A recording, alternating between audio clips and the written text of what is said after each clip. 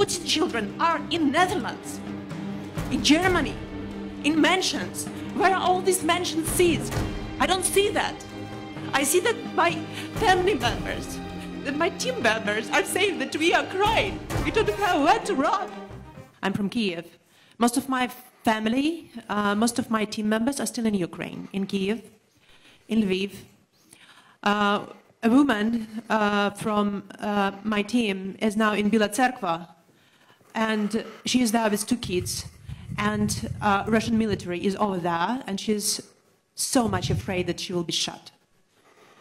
Kharkiv, the city where I was studying, was bombarded today, fully, the downtown square. So you're talking about the stoicism of Ukrainian people, but Ukrainian women and Ukrainian children are in deep fear because of bombs and missiles which are going from the sky. And Ukrainian people are desperately asking for the West to protect our sky. We are asking for the no-fly zone. We are saying in response that it will trigger World War III. But what is the alternative, Mr. Prime Minister? To observe how our children are, instead of planes, are protecting NATO from the missiles and bombs? What's the alternative for the no-fly zone? We have planes here, we have air defense system in Poland, in Romania. NATO has this air defense. At least this air defense could shield the Western Ukraine, so that these children with women could come to the border. It's impossible now to cross the border. There are 30 kilometers of lines. Imagine crossing the border with a baby or with 2 children. I'm so glad that Samantha Power is coming here to the border from the Polish side. Let her come to the border from Ukrainian side and see that. Britain guaranteed our security under Budapest Memorandum. So you're coming to Poland. You're not coming to Kiev, Prime Minister. You're not coming to Lviv. Because you are afraid. Because NATO is not willing to defend. Because NATO is afraid of World War III. But it is already started. And these are Ukrainian children who are there taking the hit. You're talking about more sanctions, Prime Minister. But Roman Abramovich is not sanctioned. He's in London. His children are not in the bombardments. His children are there in London. Look, I just want to say that I'm acutely conscious that there is not enough that we can do as the UK government to help in the way that you want. And I've got to be honest about that.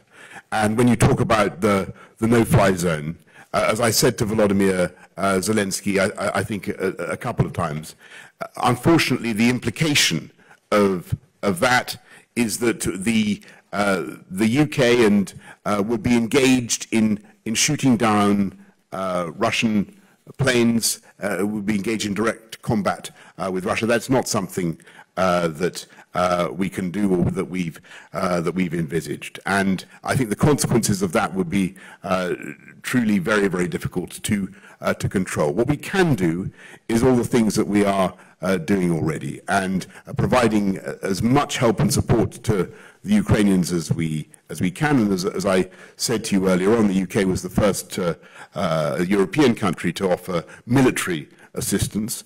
Also doing everything we can to tighten the economic noose around the Putin regime, and we were amongst the very first to put that package together. And I have to tell you, I think that it will work. I think that Vladimir Putin's venture is doomed to fail, and I think that it will be extremely difficult for him to continue on the path that he is on. But in the meantime, as you rightly say, there is going to be a period of suffering for the people of Ukraine, for which Putin and Putin alone is responsible. But I cannot pretend to you that this is going to be something that the UK can fix by military means, and I think it would be wrong of me to do so. But what I will say is that I think that this whole misadventure by Vladimir Putin has raised questions now about the security of Europe and what we do. And I think it was entirely reasonable of Volodymyr Zelensky to ask, for instance, for EU membership. And I think that NATO will have to think much more about some of the ways in which we think about European security in the future. Because clearly, if Putin can attack Ukraine in a way that is unprovoked, a completely innocent country, then that has big implications for the world and for the security of other countries as well.